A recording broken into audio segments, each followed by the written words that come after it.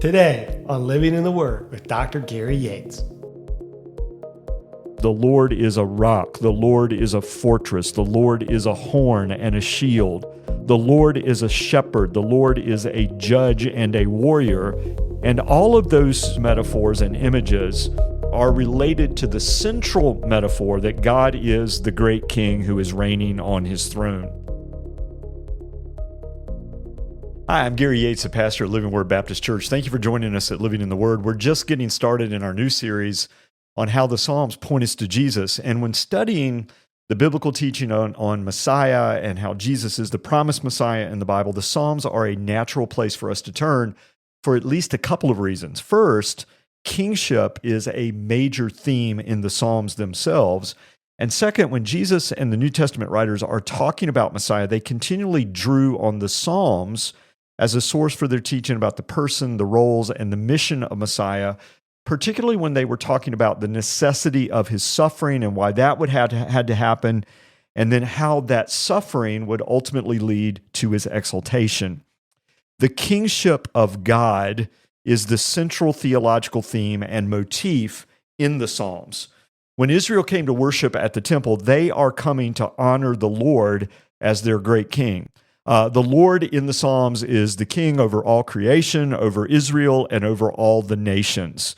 The Lord reigns with absolute sovereignty because he is the creator who made everything, and also because he has defeated and subjugated his enemies in history. There is no one who can challenge him. There is no one who can rival him in terms of his sovereignty and authority. Psalm 115:3 says, "The Lord is in the heavens.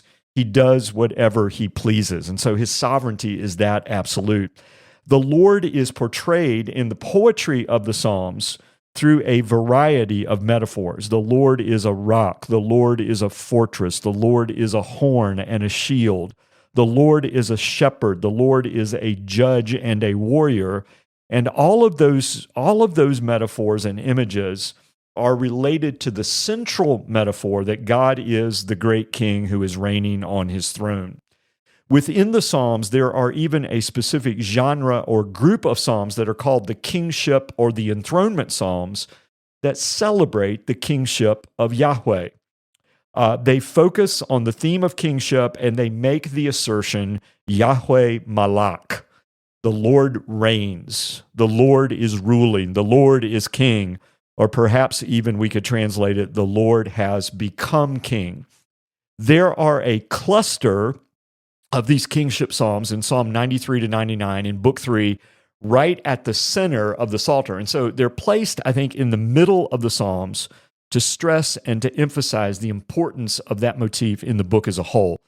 Even when Israel did not have a human king on the throne, the Lord is in his place of rule and authority, and that never changes. The Psalms also, as they develop the theme of kingship, celebrate human kingship because the Lord has chosen the house of David to rule over Israel, and the Lord has a special covenant relationship with David and his sons. God made this covenant with David. We read about it in 2 Samuel chapter 7, and the covenant promises are built around the ideas that we read in 2 Samuel 7:12 to 15.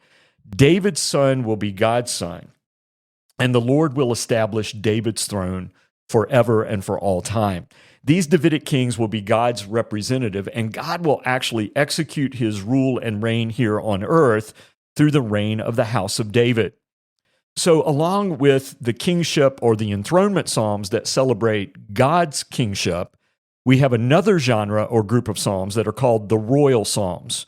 And these royal psalms celebrate the kingship of the human ruler, the sons of David.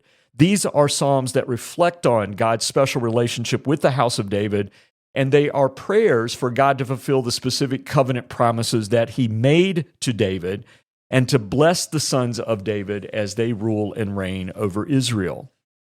Now, before we ever even begin to think how these psalms might apply, these royal psalms might apply to Jesus as a Messiah, it's important to understand that these psalms are primarily, in their Old Testament context, prayers for the contemporary Davidic kings who were ruling and reigning at the time that these psalms were written. An important part of the worship of Israel was to pray for their kings, for God to bless the kings, for God to give them success and effectiveness in their rule. They were praying for their leaders and their rulers, just like we're supposed to. But even more, they were praying for them as God's representative. The kingdom of God is connected to their success as rulers. And they were also praying for God to fulfill these special covenant promises that he had made to David and to his sons. And again, these psalms they're not primarily prayers about the Messiah. They are not prophecies about Messiah. They are prayers for the king in that day, for the historic Davidic rulers that we read about in the Old Testament. These royal psalms were also prayers that were offered at special moments and times and events during the reign of Israel's king. And so in light of that, here are some examples of royal psalms that we have in the Psalter and the settings in which they were recited, prayed, and incorporated into Israel's worship. So we could begin with Psalm 2, 72, and Psalm 110, because these are royal psalms that all of these psalms were prayed for the king at the time of his coronation, when he began to rule, when he came to the throne.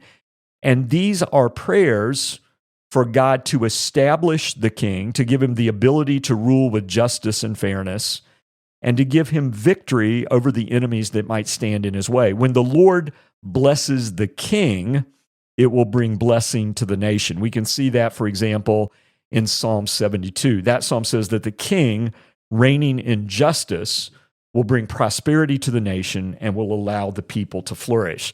So let's just read a few verses here. At the beginning of Psalm 72, prayer for King Solomon, and it says, give your justice to the king, O God, and your righteousness to the king's son. He will judge your people with righteousness and your afflicted ones with justice. So God is the one that would enable the king to reign with righteousness and justice. And then, as a result of that, the blessing and benefit would come to all of the people through his reign. Verse 6 says, may the king be like rain that falls on the cut grass, like spring showers that water the earth. May the righteous flourish in his day, and well-being abound until the moon is no more. So as the king is coming to the throne, he needs God's help and God's assistance. Psalm 45 is another example of a royal psalm, and this was a psalm that was prayed for the king on the day of his wedding. You can, as you're reading the psalm, envision the setting of a royal wedding where the king is in his dress blues, he has his sword at his side, and there is a prayer on the day of the wedding for the king to be strong and to be a powerful ruler who will prevail over his enemies. But on the day of his wedding, there is also a prayer here that God will bless the marriage that the king is entering into and give sons to the king and his queen that will continue and carry on the Davidic line. We can't have the promise fulfilled that God would establish David's throne forever unless there are sons to perpetually continue the Davidic dynasty. That's the heart and the gist of Psalm 45 as a prayer on the day of the king's wedding. This psalm is not really about Jesus. It's about the king in that day, but Jesus would ultimately be the one son of David who would completely fulfill the covenant promises that God had made to David. These royal psalms foreshadow Jesus, even if they are not really directly about him. The context and setting for several of these royal psalms, as the people are praying for the king, are the times when the king is leading his armies into battle. These are prayers for God to protect the king, to give him victory over his enemies, and to deliver him in the context of battle. Psalms 20 and 21 are a pair of psalms that are connected and related to each other. They have to be read together. Psalm 20 is a prayer for the king as he prepares to go into battle. And it's a prayer for God to give the king protection, support, and victory. The people in this psalm say, some trust in horses and some trust in chariots, but we trust in the Lord our God to deliver our king and to give him victory. They recognize that God and his strength is the source of their victory. rather than the military might of the king and his armies and his horses. So Psalm 20 prays for the king as he goes into battle. Psalm 21 is then a prayer of thanksgiving after the battle is over and the king is returning home. The king and the people rejoice because God has protected the king. God has delivered him. God has given him victory. The Lord is greater and more powerful than the king's enemies. And in this theology of warfare, the enemies of the king are the enemies of Israel. The enemies of Israel are the enemies of God. And Israel, as God's covenant people, cannot enjoy the blessings of living in the promised land unless their king is able to lead the armies into battle, deliver them from the enemies, and give them rest in the place that God has given to them. Another example of this type of royal psalm, Psalm 144, asserts that the Lord is the one who trains the hands of the Davidic king for battle. The Lord is the one who gives the king success as he goes out to fight against his enemies. So what we've tried to do here is to lay a context for the theme of kingship in the Psalms. We have the kingship psalms about the Lord and his sovereignty, and we have the royal psalms about the human king and the Davidic king. The focus in our next episode will be specifically to look at Psalm 2 as an example of one of these royal psalms, and then to try to explain how these psalms that were prayers for the king of that day, for the contemporary king and ruler, also came to be viewed as prayers that reflected the hopes and promises that would only be fulfilled by the future Messiah and by Jesus as that promised ruler. We hope that you'll join us as we continue to develop the messianic message of the Psalms and how we read the Psalms as applying to Jesus. We're thankful that you're here for this study, and as always, God bless, and thank you for joining us at Living Word Press.